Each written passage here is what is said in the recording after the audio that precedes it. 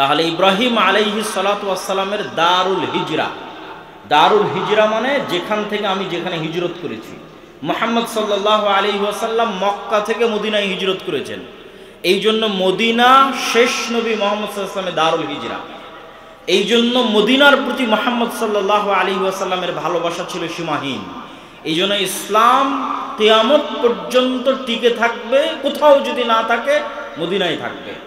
ঠিক মুহাম্মদ সাল্লাল্লাহু আলাইহি ওয়াসাল্লাম তার পিতা ইব্রাহিমের দারুল হিজরা, ইব্রাহিম আলাইহিস সালাতু ওয়াস সালামের দারুল হিজরা শাম সম্পর্কে, হক যেমন মদিনায় থাকবে, হক তেমন শামে থাকবে, তার ভবিষ্যৎবাণী করতে গিয়ে রাসূলুল্লাহ সাল্লাল্লাহু আলাইহি সাল্লাম বলেন, আল্লাহুম্মা বারিক লানা ফি শামিনা, হে আল্লাহ আপনি আমার পিতা ইব্রাহিমের দারুল হিজরা সিরিয়াতে বরকত দান করুন।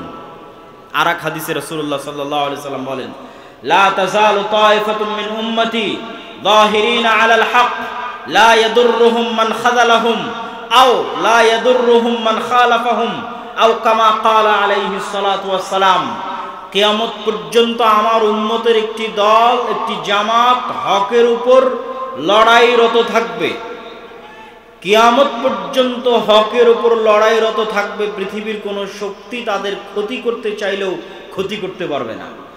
এই হাদিসের বিভিন্ন রিওয়ায়াতে রাসূলুল্লাহ সাল্লাল্লাহু আলাইহি সাল্লাম বলেছেন, তোমরা যদি তাদেরকে খুঁজতে চাও তাহলে শাম সিরিয়ার মাটিতে খুঁজো।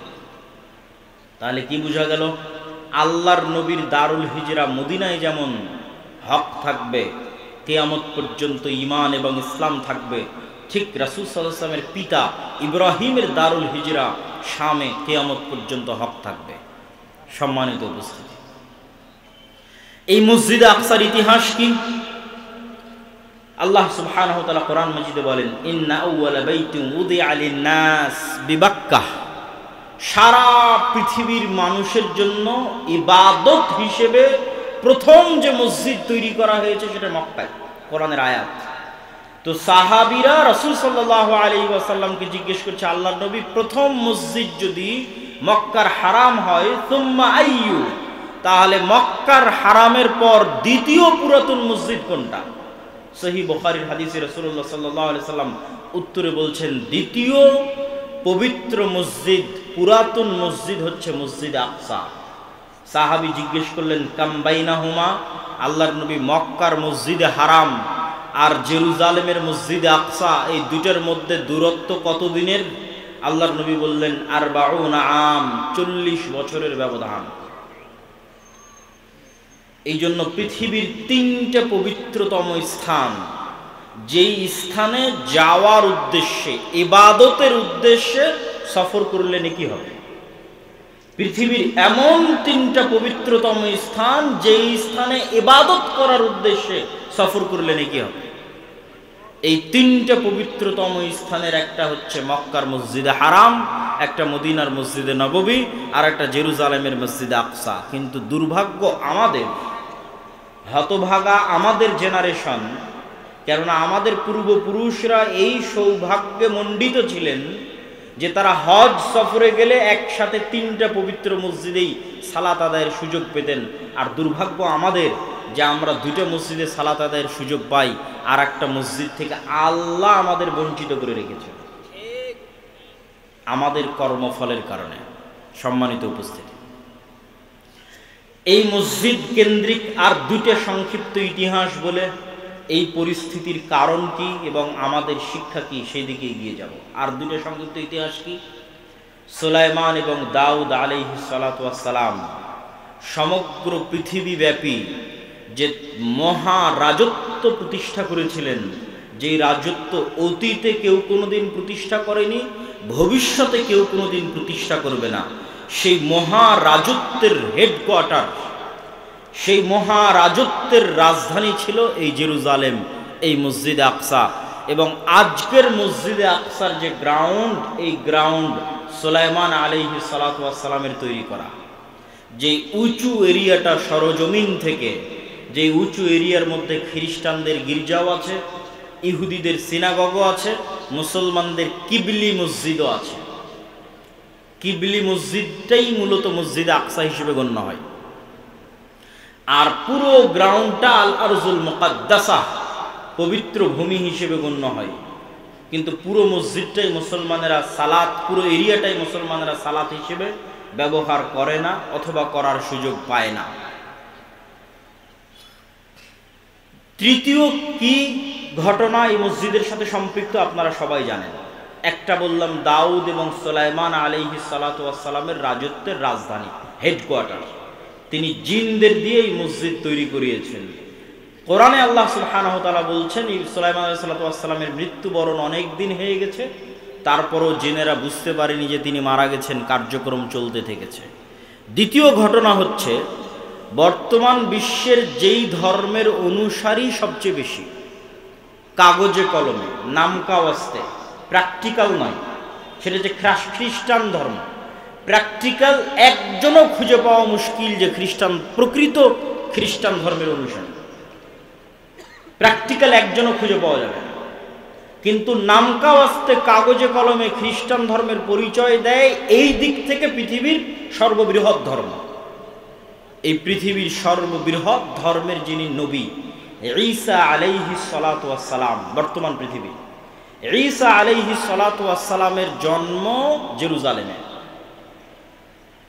এবং ঈসা আলাইহিস সালাতু ওয়াস সালামের মা মারিয়াম আলাইহাস সালাতু ওয়াস সালাম যেই মসজিদের খেদমত করতেন সেই মসজিদ, মসজিদ আকসা। আল্লাহু আকবার। এবং মারিয়াম আলাইহাস সালাতু ওয়াস সালাম যখন তার সন্তানকে প্রসব করছেন নির্জন অঞ্চলে গিয়ে মসজিদ আকসা থেকে, এবং পুনরায় যখন শহরে প্রবেশ করছেন এবং তার কোলে তার দুধের সন্তান, মানুষ তাকে জিজ্ঞেস করছে, মা কানা আবুকা ইমরাআ সাউইন ওয়া মা কানাত উম্মুকা বাগিয়া, তোমার পিতা তো খারাপ মানুষ ছিল না, তোমার মাও ব্যভিচারী ছিল না, তাহলে এই অবৈধ সন্তান কোথায় থেকে? নাউজুবিল্লাহ। তখন মারিয়াম আলাইহিস সালাতু ওয়াস সালাম ফাআশারাত ইলাইহি, বাচ্চার দিকে ইশারা দিচ্ছেন যে বাচ্চার সাথে কথা বলো। তখন তারা উত্তরে বলতেছে যে ওই ব্যক্তির সাথে কিভাবে কথা বলবো, মান কানা ফিল মাহদি সাবিয়া, যে এখন মায়ের কোলে দুধ পান করে, তার সাথে কথা বলার ঠাট্টা করা একই কথা। এই কথা বলাও শেষ হওয়া, ঈসা আলাইহিস সালাতু ওয়াস সালাম কোল থেকে বলে উঠছেন, ইন্নী আব্দুল্লাহ আতানিয়াল কিতাবা ওয়া জাআলানি নাবিয়্যা, আমি আল্লাহর বান্দা, আল্লাহ আমাকে কিতাব দিয়েছেন, আল্লাহ আমাকে নবী করেছেন। তো বললাম খ্রিস্টানেরা একজনও প্র্যাকটিক্যাল খ্রিস্টান নয় কেন? যার নবী মুখ খুলেই বলছে আমি আল্লাহর বান্দা, তাকে তারা বানিয়ে দিয়েছে আল্লাহর সন্তান। নাউজুবিল্লাহ। ঈসা আলাইহিস সালাম মুখ খুলেই বলছেন ইন্নী আব্দুল্লাহ, আমি আল্লাহর বান্দা, তাকে বানিয়ে দেওয়া হয়েছে আল্লাহর সন্তান। তাহলে কিভাবে প্র্যাকটিক্যাল খ্রিস্টান হতে পারে? ঈসা আলাইহিস সালাতু ওয়াস সালাম বলতে বলছেন, ওয়া আওসানি বিসসালাতি ওয়াজ যাকাতি মা দুমতু হাইয়া, আমার আল্লাহ আমাকে আদেশ দিয়েছেন আমি যতদিন বেঁচে থাকব, মা দুমতু হাইয়া, যতদিন বেঁচে থাকব ততদিন যেন সালাত আর যাকাত আদায় করি। আল্লাহু আকবার। আমাদের নবীর কথা বলছি না, ঈসা আলাইহিস সালাতু ওয়াস সালামকেও আল্লাহ শুরুতেই মুখ দিয়ে যে কথা পবিত্র কোরআনে আল্লাহ উল্লেখ করছেন তিনি উচ্চারণ করেছেন, মায়ের কোলে ছোট বাচ্চা, তখনও দুইটা জিনিস ছুটে যায়নি, একটা সালাত আর একটা যাকাত। সম্মানিত উপস্থিতি, এখানে একটু ছোট্ট বিরতি দিয়ে একটু সাইড লাইনের দু একটা কথা বলে আবার ফিরে আসতেছি। এখানে আর একটা ছোট্ট জিনিস আমাদের শিখার আছে, সেটা কি জানেন? সেটা হচ্ছে আজকের ইউরোপ এবং আজকের আমেরিকা, এখনো, অতীতে তো আরো বেশি ছিল এই রেসিজম, বর্ণবাদ, কালার, গায়ের রঙের উপর যে বর্ণবাদ প্রতিষ্ঠিত হয়েছে, যে রেসিজম প্রতিষ্ঠিত হয়েছে, এটা এখনো প্রকাশ্যে মাঝে মধ্যেও দেখা যায়, অন্তরে প্রায় সবাই লালন করে। যখন উঠা বসা করবেন, সাক্ষাৎ করবেন, কথা বলবেন, তখন সেটা বুঝতে পারবেন। আর অতীতে তো আরো বেশি ছিল, কালো, নিগ্রো, আফ্রিকানদের তারা গোলাম হিসেবে ব্যবহার করেছে, যুগের পর যুগ, কালের পর কাল, শুধু গায়ের চামড়া কালো হওয়ার কারণে।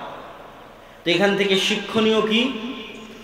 ঈসা আলাইহিস সালাতু ওয়াস সালামের জন্ম ইউরোপে হচ্ছে না আমেরিকায় হচ্ছে? ঈসা আলাইহিস সালাতু ওয়াস সালামের জন্ম ইউরোপের কোন রাষ্ট্রে হচ্ছে আর আমেরিকার কোন রাজ্যে হচ্ছে? ঈসা আলাইহিস সালাতু ওয়াস সালামের জন্ম হচ্ছে আরব ভূমি ফিলিস্তিনের জেরুজালেম শহরে। তাহলে ঈসা আলাইহিস সালাতু ওয়াস সালামের গায়ের রং ইউরোপিয়ান আমেরিকানদের মতো? কথা বলেন, ইউরোপিয়ান আমেরিকানদের মতো না। ঈসা আলাইহিস সালাতু ওয়াস সালামের গায়ের রং মুহাম্মদ সাল্লাল্লাহু আলাইহি ওয়াসাল্লামের মতো। ইব্রাহিম আলাইহিস সালামের মতো মেটে সাদা, শ্যামা সাদা, ধবধবে হলদে যে সাদা ইউরোপিয়ান এবং আমেরিকানদের গায়ের রং, যেটা নিয়ে তারা গর্ব করে, সেটা তাদের নবীরই গায়ের রং না। তারা যাকে নবী হিসেবে বিশ্বাস করে সেই নবীর গায়ের রং সেটা না। তাদের নবী একজন এশিয়ান, তাদের নবী একজন অ্যারাবিয়ান, তাদের নবী একজন সেমেটিক। সম্মানিত উপস্থিতি, ইব্রাহিম আলাইহিস সালামের সন্তান ঈসা আলাইহিস সালাম। এবার আমরা আসি এই যে মহাপবিত্র ভূমি, এই মহাপবিত্র ভূমি আমাদের হাতছাড়া হয়েছে কেন, কিভাবে হাতছাড়া হলো? একটা ছোট্ট ঘটনা বলে সেই কারণের বিশ্লেষণে চলে যাব। ওমর ইবনুল খাত্তাব রাদিয়াল্লাহু তাআলা আনহু যখন জেরুজালেম বিজয় করেন, তখন আবু উবাইদা ইবনুল জাররাহ চিঠি লিখেছেন আমিরুল মুমিনিন খলিফাতুল মুসলিমিনের কাছে। সেই দিন জেরুজালেম ঘেরাও করে রেখেছিল যতজন মুজাহিদ, তার মধ্যে 4000 শুধু ছিল সাহাবী, 4000 শুধু ছিল সাহাবী যারা জেরুজালেম ঘেরাও করে রেখেছিলেন। চিঠি লেখা হয়েছে, আপনি নিজে উপস্থিত হলে চাবি হস্তান্তর হবে, আপনি নিজে উপস্থিত না হলে চাবি হস্তান্তর হবে না। তো ওমর রাদিয়াল্লাহু তাআলা মদিনা থেকে রওনা করেছেন প্রায় 1200 থেকে 1500 কিলোমিটারের পথ জেরুজালেমে পৌঁছার উদ্দেশ্যে। তো যখন তিনি পৌঁছাচ্ছেন, সহিহ সূত্রে প্রমাণিত যে তখন তিনি উটের যে লাগাম আছে সেই লাগাম ধরে টানছিলেন, আর তার গোলামকে উটের পিঠে বসিয়ে রেখেছিলেন, আর তার পোশাক ছিল জীর্ণ শীর্ণ। তো আবু উবাইদা ইবনুল জাররাহ হন্তদন্ত হয়ে ওমর রাদিয়াল্লাহু তাআলার নিকটে ছুটে গেছেন। ছুটে গিয়ে বলছেন যে ইন্নার রওমা ইয়ানজুরু ইলাইনা নাজরাতা কিল্লাহ, আজকে আপনি যে পোশাক পরে এসেছেন আর যে অবস্থায় প্রবেশ করছেন আমিরুল মুমিনিন, আজকে জানেন কি বিজয় হচ্ছে? রোমান এম্পায়ারের সবচেয়ে বড় তীর্থস্থল, রোমান এম্পায়ারের সবচেয়ে বড় তীর্থস্থল জেরুজালেম আপনি বিজয় করছেন। হাজার হাজার পাদ্রী এখানে অপেক্ষমান আছে। আজকে আপনি যে অবস্থায় উপস্থিত হয়েছেন, এটা তো মুসলমানদের মান সম্মান নষ্ট করে দিবে। ওমর রাদিয়াল্লাহু তাআলা বলছেন, তুমি না বলে অন্য কেউ যদি এই কথা বলতো আমি কষ্ট পেতাম না। আমরা জাহিলি যুগে দুনিয়ার কোনো মানুষ আমাদের চিনত না। আজকে মরুভূমির এক রাখালকে আল্লাহ সুবহানাহু ওয়া তাআলা কোথায় নিয়ে গেছে? একজন অপরিচিত, অজানা, অচেনা মরুভূমির একজন ব্যক্তিকে আল্লাহ সুবহানাহু ওয়া তাআলা আজকে এমন জায়গায় নিয়ে গেছে যে তার হাতে রোমান এম্পায়ারের সবচেয়ে বড় তীর্থস্থল জেরুজালেম বিজয় হচ্ছে। এই সম্মান, পোশাক আশাক, কাপড় চোপড়, ধন দৌলত ইত্যাদি দিয়ে আসেনি। আ'আজ্জানাল্লাহু বিল ইসলাম, কোন রিওয়ায়াতে আছে বিকিতাবিল্লাহ, আল্লাহ আমাদেরকে সম্মান দিয়েছে কোরআনের অনুসরণের কারণে, ইসলামের অনুসরণের কারণে। বলেন আল্লাহু আকবার। তাহলে মুসলমানেরা জেরুজালেম শক্তি দিয়ে, ক্ষমতা দিয়ে, বুদ্ধি দিয়ে, কৌশল দিয়ে জেরুজালেম বিজয় করেনি। আল্লাহ ভরসা, আল্লাহ ভীরুতা দিয়ে জেরুজালেম বিজয় করেছে। আজকে মুসলমানদের কাছে শক্তির অভাব নাই। আজকে 57টা মুসলিম দেশের যা শক্তি, এই সকল শক্তি একত্রিত করলে আমার মনে হয় না উমাইয়া শাসন আমলে, আমার মনে হয় না আব্বাসীয় শাসন আমলে, আমার মনে হয় না খোলাফায়ে রাশিদিনের শাসন আমলে এর 60% শক্তি মুসলমানদের ছিল। আজকে মুসলমানদের দুনিয়াবি যা শক্তি, তার 60% শক্তি আমার মনে হয় না উমাইয়া, আব্বাসীয়, খোলাফায়ে রাশিদিনের শাসন আমলে ছিল, অথবা সুলতান সালাহুদ্দিন আইয়ুবীর হাতে ছিল। কিন্তু তাদের কাছে ছিল আল্লাহ ভরসা, আল্লাহ ভীতি, আল্লাহ ভীরুতা। আমাদের কাছে দুনিয়াবি সকল পথপন্থা আছে, কিন্তু ওই দুইটা জিনিস আমরা হারিয়ে ফেলেছি, আল্লাহ ভরসা এবং আল্লাহ ভীরুতা, তাকওয়া, পরহেজগারিতা এবং তাওয়াক্কুল আলাল্লাহ। সম্মানিত উপস্থিতি, মুসলমানদের আজকের এই অবস্থাকে আমি আমার বহু বক্তব্যে তুলনা করেছি যে আজকের মুসলমানেরা এই যুগের বানু ইসরাইল, এবং তুলনার মানদণ্ডটা কি সেটা দিয়ে এই বক্তব্যের শিক্ষার দিকে এগিয়ে যাচ্ছি। কিভাবে আমরা এই দাসত্ব এবং এই গোলামি থেকে মুক্তি পাবো সেটার দিকে এগিয়ে যাচ্ছি। তুলনার মানদণ্ড কোথায়? আল্লাহ সুবহানাহু ওয়া তাআলা কোরআন মাজিদে বলছেন, ওয়াইজ নাজ্জাইনাকুম মিন আলি ফিরআউন ইয়াসুমুনাকুম সুআল আযাব ইউযাববিহুনা আবনাআকুম ওয়া ইস্তাহিয়ুনা নিসাআকুম। স্মরণ করো সেই দিনের কথা যেই দিন আমি আল্লাহ তোমাদেরকে ফেরাউনের কবল থেকে বাঁচিয়ে দিয়েছিলাম। কোন ফেরাউনের কবল থেকে বাঁচিয়ে দিয়েছিলাম? যে তোমাদের ছেলে সন্তানদের জবাই করত আর তোমাদের মেয়ে সন্তানদের জীবিত রাখত।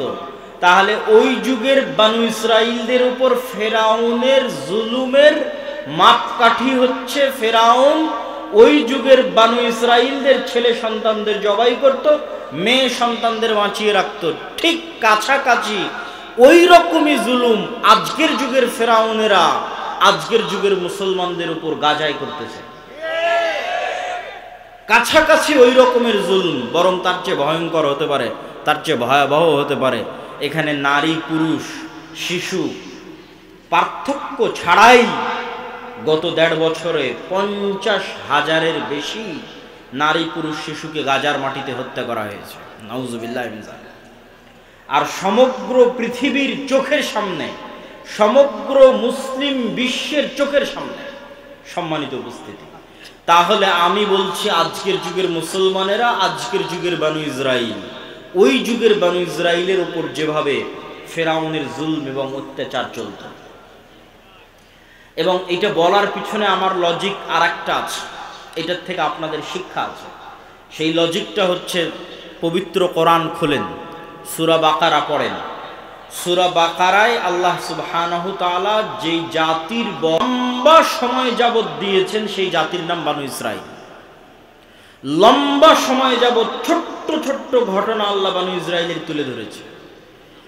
তো বানু ইসরাইলের ঘটনা এত ব্যাপক আকারে পবিত্র কোরআনে তুলে ধরার এটিই রহস্য হতে পারে যে এমন একদিন আসবে যেই দিন বানু ইসমাইল বানু ইসরাইলের মতো হয়ে যাবে। সেই দিন যেন তারা বানু ইসরাইলের এই ৪,০০০ বছর আগের ঘটনা থেকে শিক্ষা নেয়।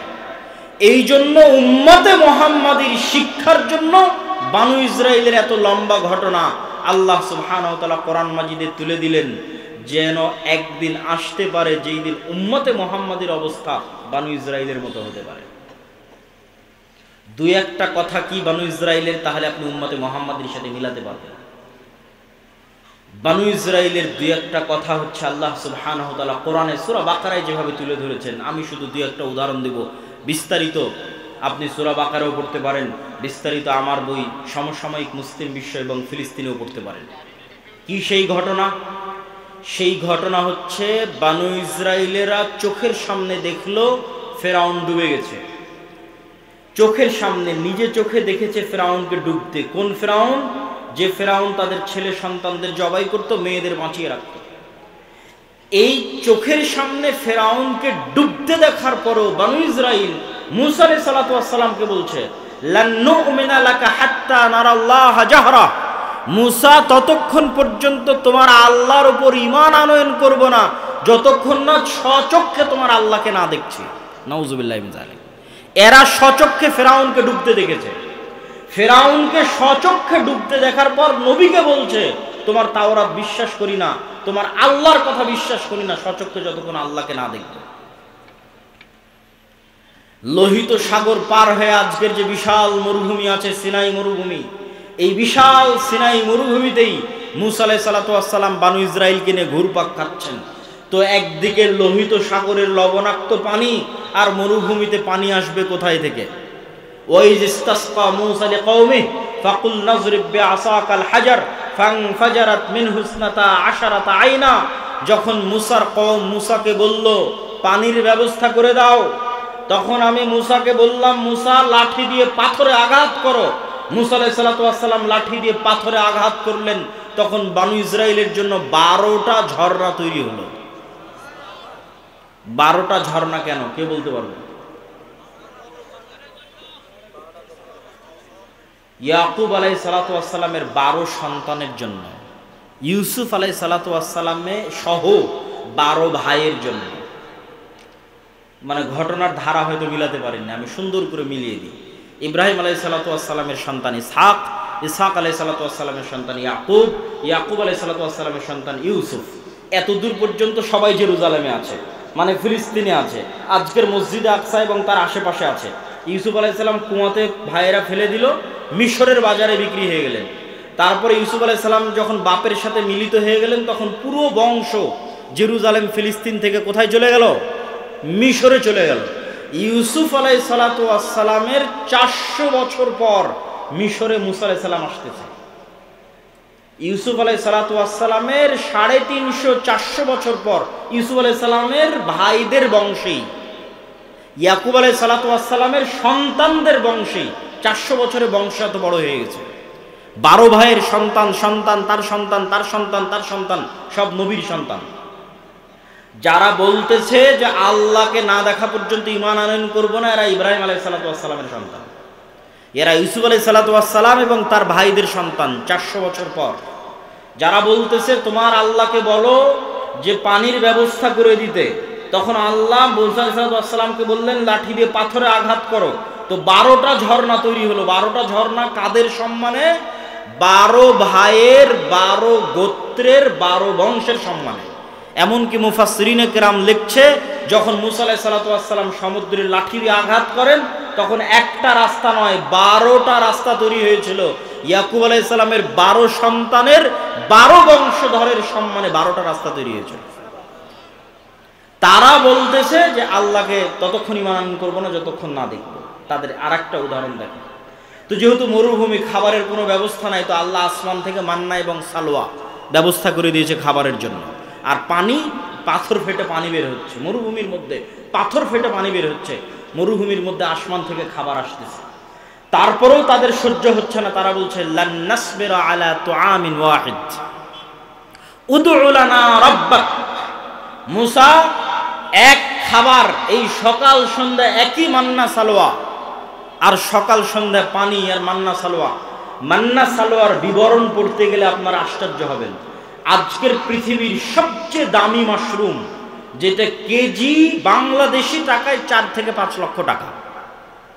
আজকের বাংলাদেশি টাকায় পৃথিবীর যেটা সবচেয়ে দামি মাশরুম, বিশেষ সময়ে বিশেষ কালে উৎপাদিত হয়, সেই মাশরুম আর বিশেষ এক পাখির গোস্ত হচ্ছে মান্না সালোয়া, যার 1 কেজির দাম বাংলা টাকায় 4 থেকে 5 লক্ষ টাকা। সেটা তাদেরকে জান্নাত থেকে দেওয়া হতো। তখন তারা বলছে লান নাসবিরা আলা তুআমিন ওয়াহিদিন, এক খাবার ভালো লাগে না, তোমার আল্লাহকে বলো এই মাটি থেকে আদা, রসুন, পেঁয়াজ, চাল, গম, ডাল ইত্যাদি উৎপাদন করে দিতে। তখন আল্লাহ সুবহানাহু ওয়া তাআলা বলছেন ঠিক আছে, এগুলো উৎপাদন করার জন্য তো শস্য, সবুজ শ্যামল জমি লাগবে। আছে আজও ফিলিস্তিন শস্য শ্যামল সবুজ জমি, প্রচুর পরিমাণে জাইতুন উৎপাদন হয়। আজও ফিলিস্তিনে তিন উৎপাদন হয় প্রচুর পরিমাণে। তো সেই জমি আল আরজুল মুকাদ্দাসা, পবিত্র ভূমি। কোন পবিত্র ভূমি? 400 বছর আগে এই পবিত্র ভূমিতে তোমাদের বাপদাদা ইয়াকুব, ইসহাক, ইব্রাহিম বসবাস করত। কিন্তু ইউসুফ আলাইহিস সালামের কারণে তোমরা মিশরে চলে এসেছিলে। তার 400 বছর পর আজকে তোমরা এখানে। তো এই মাটি তোমাদের, তোমরা এখন সেই মাটি বিজয়ের জন্য যুদ্ধে অবতীর্ণ হও। তখন এরা সব নবীর সন্তান, তারা বলতেছে মুসা আলাইহিস সালামকে, ইজহাব আনতা ওয়া রাব্বুকা ফাকাতিলা, মুসা তুমি আর তোমার আল্লাহ গিয়ে যুদ্ধ করো। নাউজুবিল্লাহ। তাহলে খালি বনু ইসরাইলের 2-1টা ঘটনার উদাহরণ দিলাম, যেই ঘটনাগুলো আল্লাহ কোরআনে বলেছেন সূরা বাকারাতে। আমি 2-1টা করে আয়াত পড়েছি আর সেখান থেকে অনুবাদ করেছি। তাহলে এবার বলেন তো, নবীদের সন্তানেরা 400 বছরে এতটা সংকীর্ণ মনা, এতটা ন্যারো মাইন্ডেড, এতটা আত্মমর্যাদাহীন, এতটা আত্মসম্মানহীন, এতটা গোলামের স্বভাবে কিভাবে তাদের চরিত্র পরিবর্তন হয়ে গেল? আমি যখন প্রথম ইউরোপ যাই, তখন মূলত আমি এই হিসাবটা মিলাতে পেরেছি। ইউরোপে গিয়ে যখন দেখলাম, ইংল্যান্ডে গিয়ে যখন দেখলাম মুসলমানদের জন্ম নিবন্ধন, সার্টিফিকেট, পাসপোর্ট, ইংল্যান্ডে প্রবেশ, ইউরোপে প্রবেশ, অ্যাসাইলাম ক্লেইম করা, সেখানে কাগজপাতি রেডি করা, তারপরে সেখানে সরকারের কাছ থেকে বেনিফিট নেওয়া, বেকারত্ব ভাতা হোক, সন্তান সন্ততির ভাতা হোক, প্রত্যেকটা ধাপ অধিকাংশে মিথ্যার উপর প্রতিষ্ঠিত। মুসলমানদের ভারত, পাকিস্তান, বাংলাদেশ থেকে যে মুসলমানেরা গেছে তারা ইংল্যান্ডে, আর আফ্রিকা থেকে যে মুসলমানেরা গেছে স্পেন, ফ্রান্স এবং ইতালিতে, তাদের মিথ্যা, তাদের ধোঁকা, তাদের চুরি, তাদের দুর্নীতি ভারত পাকিস্তানের মুসলমানদের চাইতে আরো খারাপ, আরো নিম্ন স্তরের। তো তখন আমি উদাহরণ মিলালাম যে এরা তো আজকের যুগের বানু ইসরাইল। এই যুগের মুসলমানদের কাছে যদি মুসা আলাইহিস সালাতু ওয়াস সালাম প্রেরিত হতেন তাহলে এই উত্তরগুলোই পেতেন যেই উত্তরগুলো বানু ইসরাইলেরা দিয়েছিল। আমি মনে হয় বুঝাতে পারিনি। মানে এই যুগের মুসলমানদের রক্তের মধ্যে ওইভাবে মিথ্যা, ওইভাবে ধোঁকা, ওইভাবে দুর্নীতি, ওইভাবে আত্মমর্যাদাহীনতা, আত্মসম্মানহীনতা প্রবেশ করেছে, ঠিক যেভাবে 4000 বছর পূর্বে বানু ইসরাইলের ছিল। কারণ কি?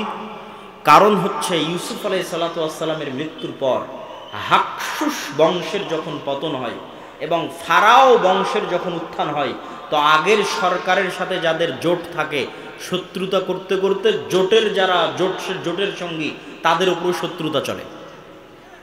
তো ফারাওদের যখন উত্থান হয় তখন আগের হাকসুস বংশের জোট, ইউসুফ আলাইহিস সালাতু ওয়াস সালাম মন্ত্রী ছিলেন, ইউসুফ আলাইহিস সালামের ভাইরাও হয়তো বড় বড় মন্ত্রী পরিষদের সদস্য ছিলেন। তখন ফারাওরা যেমন হাকসুসদের উপর জুলুম চালায়, ঠিক তেমন বানু ইসরাইলদের উপর জুলুম চালায়। জুলুম আরো বাড়ে কেন? যে কোনো পাদ্রী, যে কোনো ধর্মীয় জ্ঞান, জ্যোতিষী সব বলে ফারাও তোমাদের ক্ষমতা ধ্বংস যদি হয় এই বানু ইসরাইলদের হাতে ধ্বংস হয়ে যাবে। তখন আরো ভয়, আরো আতঙ্ক, আরো অত্যাচার। তো দীর্ঘ 300 বছরের জুলম, অত্যাচার এবং গোলামির জীবন, গোলামি করতে করতে চরিত্র নষ্ট হয়ে গেছে। গোলামি করতে করতে কিভাবে চরিত্র নষ্ট হয় তার উদাহরণ কি? এখানে 2 জন গোলামের মধ্যে যদি আমি একটা রুটি নিক্ষেপ করি, তাহলে তারা 2 গোলাম রুটি নিয়ে কাড়াকাড়ি করবে। একটা রুটি পাওয়ার জন্য মিথ্যা বলবে, একটা রুটি পাওয়ার জন্য ধোঁকা দিবে, একটা রুটি পাওয়ার জন্য মারামারি লেগে যাবে। এটা জন্মগত স্বভাব তৈরি হবে গোলামদের মধ্যে।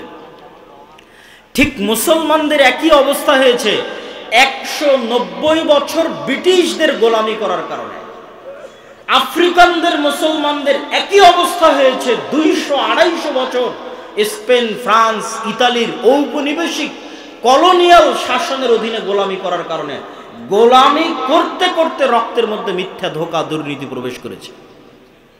সম্মানিত উপস্থিতি, তাহলে ওই যুগের বানু ইসরাইল আর এই যুগের মুসলমানদের সাথে মিলে গেলে একটা কথা সামারি সারমর্ম হিসেবে বের হয়ে আসে যে নবীর সন্তানদের চরিত্র ধ্বংস হয়েছে গোলামির কারণে, উম্মতে মুহাম্মাদির চরিত্র ধ্বংস হয়েছে গোলামির কারণে। আর এর বিপরীত কি ঘটেছে? এর বিপরীত, মুসা আলাইহিস সালাতু ওয়াস সালামকে আল্লাহ যদি ফেরাউনের বাড়িতে না নিয়ে যেতেন, আর মুসা আলাইহিস সালাতু ওয়াস সালাম যদি বানু ইসরাইলের সাথে মানুষ হতো, তাহলে মুসা আলাইহিস সালামের রক্তের মধ্যেও গোলামির স্বভাব তৈরি হয়ে যেত। মুসা আলাইহিস সালাতু ওয়াস সালামকে আল্লাহ পূর্ণ আত্মমর্যাদা, আত্মসম্মানের সাথে মানুষ করার জন্য রাজার বাড়িতে পাঠিয়ে দিয়েছেন। তাহলে মুসা আলাইহিস সালামের স্বাধীন চেতা মনোভাব ঠিক থাকবে। স্বাধীন চেতা মনোভাবের প্রমাণ কোথায়?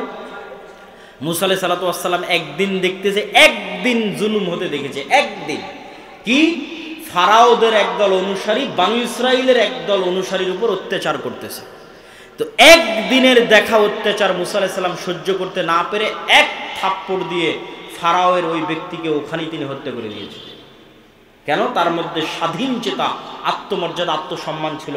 যদি বানু ইসরাইলদের সাথে বড় হতেন তাহলে এটাকে উনি জুলুমি মনে করতেন না। এটা তো আমার ভাগ্যে, তাকদিরে, আমরা এইভাবেই বড় হয়েছি, এভাবেই গোলামি দেখেছি, কে বাধা দিতে যাবে? বাধা দিতে গেলে বিপদে পড়ব। কিন্তু যখন উনি নেতা, তখন জুলুমের বিরুদ্ধে আওয়াজ উঠিয়েছেন, মিথ্যার বিরুদ্ধে, অত্যাচারের বিরুদ্ধে আওয়াজ উঠিয়েছেন।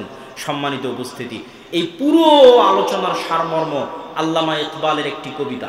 আল্লামা ইকবাল বলছেন, সাবাক ফিরসে পড়, সাদাকত কা, শুজাআত কা, আদালত কা, লিয়া জায়েগা তুঝসে কাম, দুনিয়া কি ইমামত কা। মুসলমানেরা, তোমাদের মধ্যে আনুষ্ঠানিকতা, ইসলামের সব আনুষ্ঠানিকতা আছে। সাহারি, ইফতারি কত সুন্দর করে মসজিদে আপনারা করেছেন, ঈদের সালাত বিশাল মাঠে আদায় করেছেন, ইতিকাফ হয়েছে, লাইলাতুল কদর হয়েছে, সমাজ থেকে ফিতরা বন্টন হয়েছে, কতজন উমরা করতে যাচ্ছে, কতজন হজ করতে যাচ্ছে। আনুষ্ঠানিকতার অভাব নাই। কিন্তু কোথায় সমস্যা? আনুষ্ঠানিকতার অভাব নাই, কিন্তু সমস্যা।